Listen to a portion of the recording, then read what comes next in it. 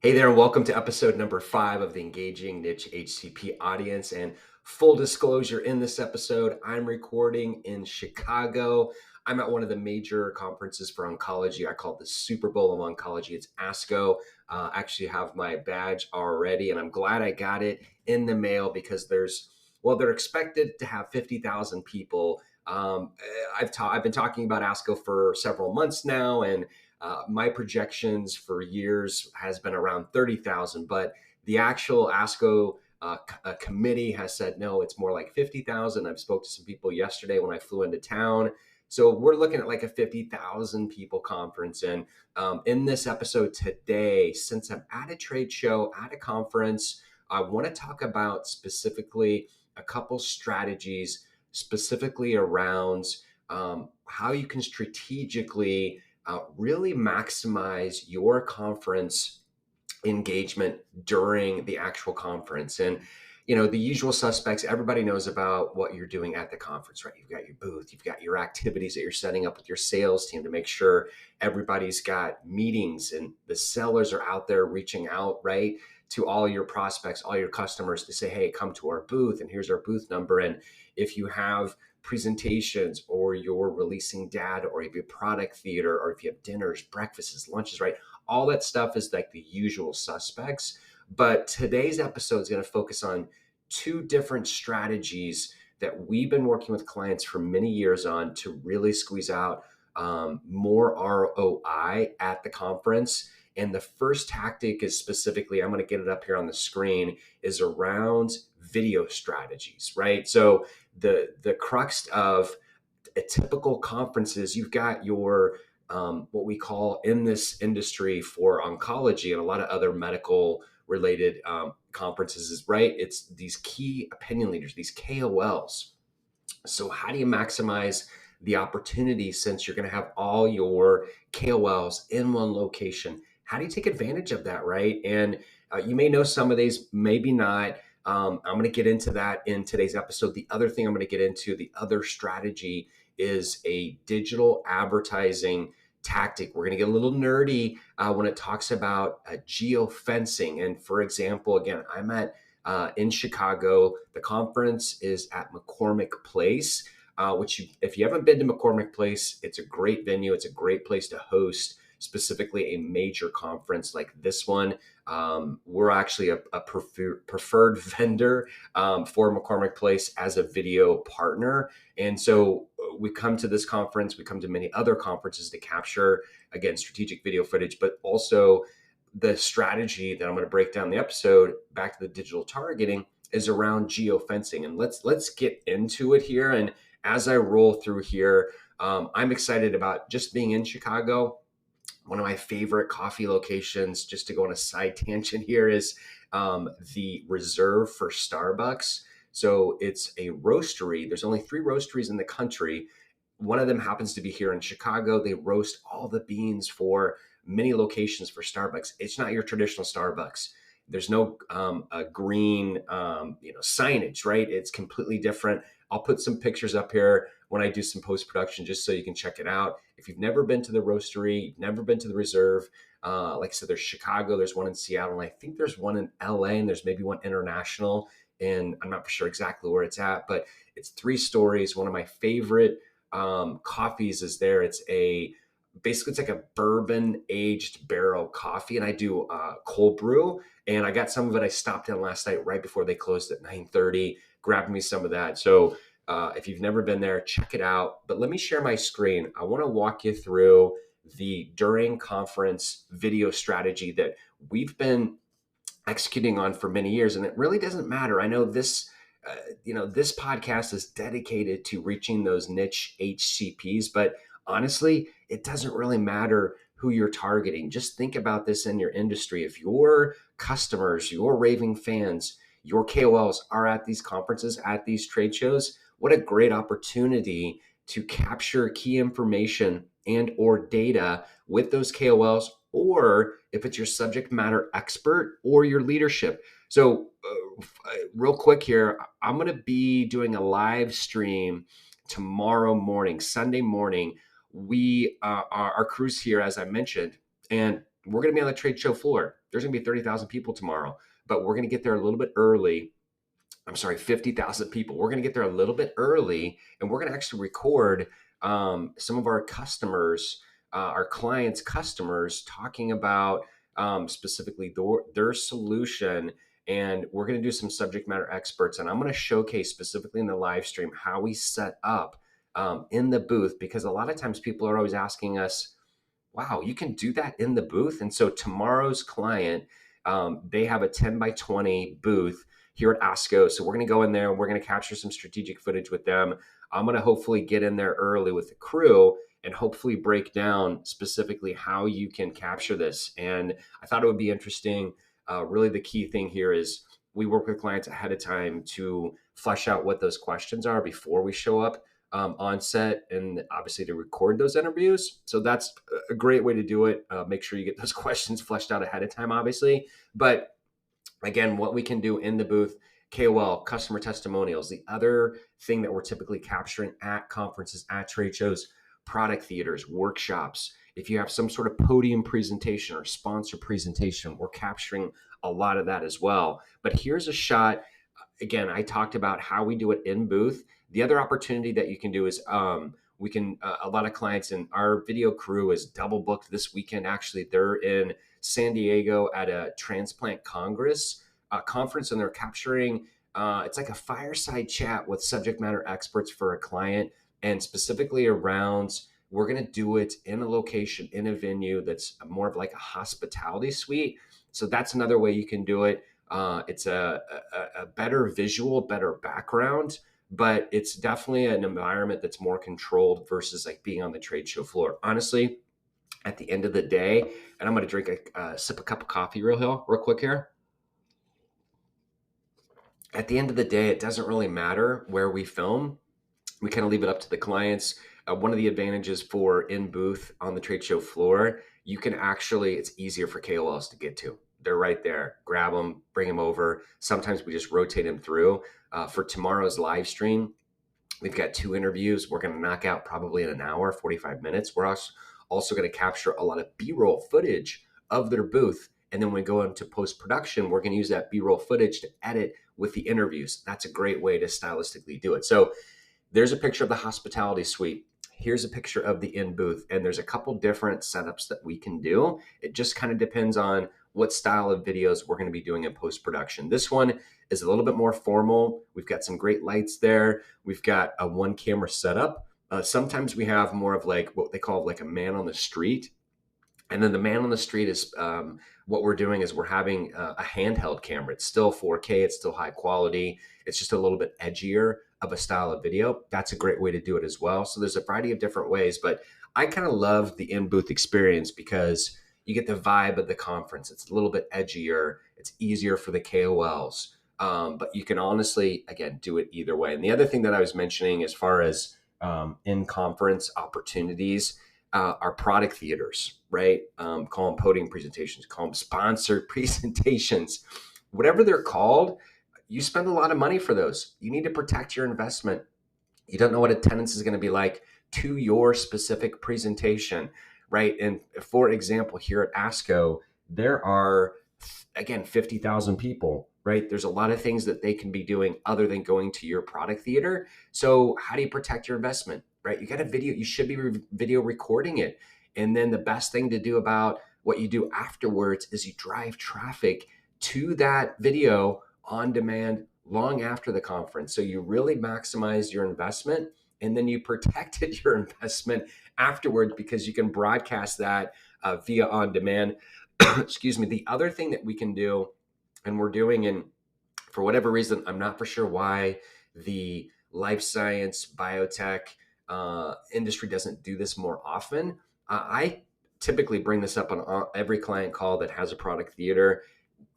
We should be live streaming this. Hey client, what about live streaming this to your YouTube channel or to your landing page that has the event? Or the other thing that we can do is live stream to your booth, right? So the product theater is not in client's booth. Typically it's off somewhere else on the trade show floor, right? If you stream it to your actual booth, you can get people to come up to it and they don't have to go right to the product theater, because a lot of times people show up 10 or 15 minutes late. So why don't you take advantage of it? Put it in the booth, stream it there, stream it to your landing page, stream it to YouTube. We've done it a few times, but I think it should be a staple. I think every time you're doing those product theaters, why wouldn't you want more eyeballs on it? And the other thing that you can do with it is before the actual conference happens, you can have your sales team, obviously, and the marketing team leverage the URL ahead of time so they can say, hey, Dr. Smith, I know you're not going to be attending ASCO. Here's a link to our product theater. We're going to live stream it. So if you want to check it out on Saturday, if you're busy on Saturday, all good. We're going to record it. We're going to send it to you afterwards. So as long as you've got that person's email address in your database, which you will, right? You're going to send it to them afterwards. It's kind of a no-brainer, right?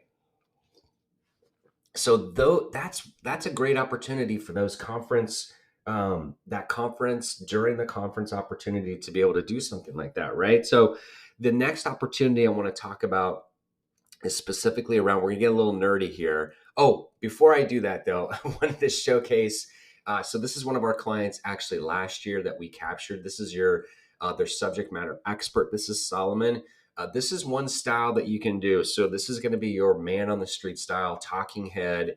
And before I play it here, what I wanna showcase is we've got two different camera angles. There is no B-roll of the actual booth. But you can see the background's blurred. So that's a cool way that we can do it. I'm going to let the video play so you can check it out. Not for sure if I'm going to play the whole thing, but let me turn up the volume so everybody can hear it too. So here we go. My name is Solomon Moshkevich. I'm the general manager for oncology at Natera, and I'm thrilled to be here at ASCO this year. A very exciting time in the adoption of circulating tumor DNA. So there's been some data presented that is reinforcing the story people have seen earlier, which is that MRD positive patients benefit from additional therapy, and MRD negative patients may not benefit from any additional systemic therapy. All right, so I'm going to put the link into that video in the show notes so you can check it out. I'm also going to give you a couple other examples so you can look at it, how we can strategically work with our clients during the actual conference to capture this. It's a great opportunity to be effective when you have multiple KOLs or subject matter experts. Or like I said, tomorrow, I'm excited about this. I'm going to do a live stream. Hopefully I can sneak in with the crew because we're going to go in there early. I know there's two different interviews. We've got a 7:30 or 8 o'clock interview, and then there's another one at 9:15. So I may be live streaming at 9:15 if I can't sneak in with the crew. We'll see. It's always fun, right? To be able to see if we can't sneak in or not. But regardless, I'm going to put in the show notes a couple different examples of these KOLs, of their subject matter experts, so you can check that out. There's a link for that. So let's put on our digital marketing hat for a moment. Let me put this up on the screen here. Okay, so the tactic that I wanted to talk about specifically, it's called geofencing. It's also called event fencing. It's a digital advertising tactic that you can do, and you can see up here on the screen. It's for time-sensitive locations such as trade shows. The other thing that's happening here in Chicago, as I diverge a little bit here, is the Taylor Swift concert's happening, and it's mayhem here. There was 3 nights that she's got a sold out Soldier Field.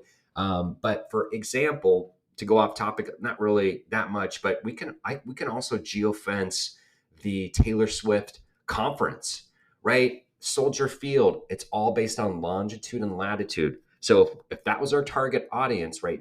Teenage girls, age whatever, 10 to 15 to 16, moms, right? If that was your key audience that you wanted to target, we can do the geofence. So anybody that goes to Soldier Field, if they pull up on their phone, I mean, they're going to be engaged with the concert, right? But if they wanted to go to other, like they're on their phone and they're wanting to check out like the sports, the news, and that audience probably doesn't look at that. But let's just say they did, then we can target them. But what we're focusing on here specifically for this conference that I'm at is ASCO. So again, we do that virtual fence. It's like those blue dots, as you can see up here on the screen. So anybody that goes into McCormick Place, and we can do this at any conference, any trade show, that longitude, latitude. So anybody that goes through there, and I know this sounds kind of creepy, but as marketers, we're all kind of creepers, right?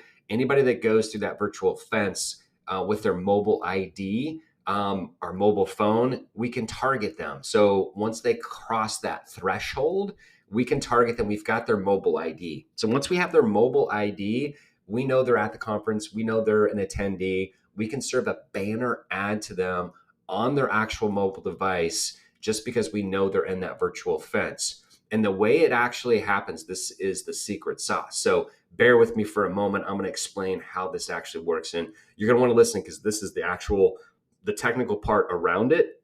So when they open a location-based app on their phone, that's when we can target them knowing exactly where that location is. So typically what happens is when you open up your weather app, we can target those people. So again, with 50,000 people going there, we've got a great way to capture that unique audience digitally on their mobile device. Once we have their mobile device, we can actually target cross device, right? So we start with their mobile ID, we serve a mobile banner ad to them.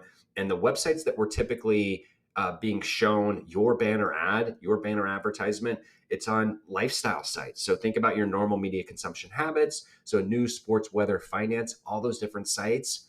We're going to serve an ad to them. So if you go on Yahoo, if you go on CNN, if you go on Wall Street Journal, all those different sites are in our network. There's thousands of them. So it really doesn't matter even if you open up the Yahoo app, right, to check your email, AOL, we're going to be able to target them, and specifically around what kind of messaging, right? So the key with this is we want to target them and showcase what you're doing actually at the trade show.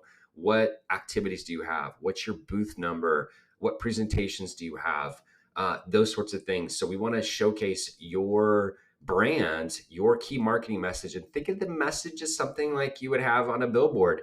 There's not a lot of space on these banner ads. So it's really, what's your key marketing message? Probably a few words. What's your call to action? We're going to animate that banner ad so it's a great visual representation. It's not a static ad. It's going to stand out, right? Because we want to make sure when people are looking at their article that we can actually hack their attention. So the banner ad is going to be animated. What we do, we have a creative team that puts a animation. The technical term is called HTML. So that HTML, what happens a lot of times, clients send us a static ad. We do the motion graphics and animation to it. We do that HTML like version of it. And so it's animated. And so it pops on the screen. So again, the way it works, we're targeting specifically around HCPs. I mentioned the Taylor Swift example, but it really doesn't matter. Any conference that you can go to, you can do this. In this particular case, again, we're at ASCO. We go to a lot of the different medical, life science, genetics, genomics, oncology conferences throughout the United States. And you can actually do this. We're targeting a conference for a client that's international. The conference is in Madrid. And so we're able to target, again, it's all based on longitude. So as long as we have that data, which we always do, there's no privacy concerns, right? We're not specifically doing an addressable geofence, which you get into demographics. We're not touching that. So even with Spain, the international GDRP, that doesn't matter because again, it's just based on the building. So broke down there as far as the GPS, I'm going to include more information, this deck in a PDF. So if you want to check it out in the show notes, you can do that. Again, it's as a mobile device, as we all know, if you're jumping in your Uber, right, it's super accurate within 10 feet. And then also the other great tactic, what I love about this is 30 days later, we can serve an ad to them. So think about it. So you've got your key marketing message that you're doing at the conference, you're targeting them, you're driving them back to your landing page. And then those people that have shown interest, the ones that have clicked on it, we can actually serve a banner ad to them 30 days past ASCO. So normal conferences, there's a lot of people that are there. I call it a paralysis analysis because there's so much information going on. They're having so many poster presentations. They're consuming so much information about different partners, different vendors. They're going to dinners and lunches and breakfasts. And so afterwards, post-conference is a key thing. And with this tactic, you can actually do that. So think about it. You're driving people to the booth with your key marketing message around the things that you're doing there. But then 30 days later, right, ASCO's done in this particular case. So the conference that you're targeting, it's done.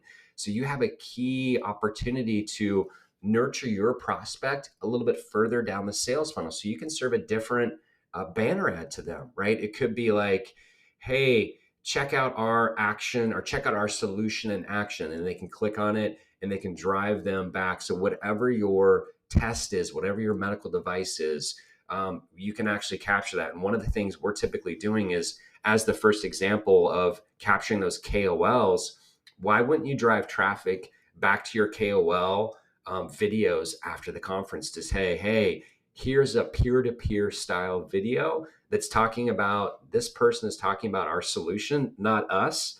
And that's a great way to leverage post-conference activities. And full disclosure, the next episode, I'm going to break down for the podcast some post-conference activities. So I'm excited to get in there. So if you're not a subscriber, hit the subscribe button, like this, and hopefully that'll help show up more in your feed for YouTube here. But essentially what we're doing, again, 30 days later, is re-encourage that prospect to learn more about your solution. They've obviously been to your website, they've seen your brand, have a different message. So it's almost kind of like if you were having a first meeting with them at the booth, what would be that second message? Maybe it's a learn more about us through a webinar. Maybe it's download a white paper.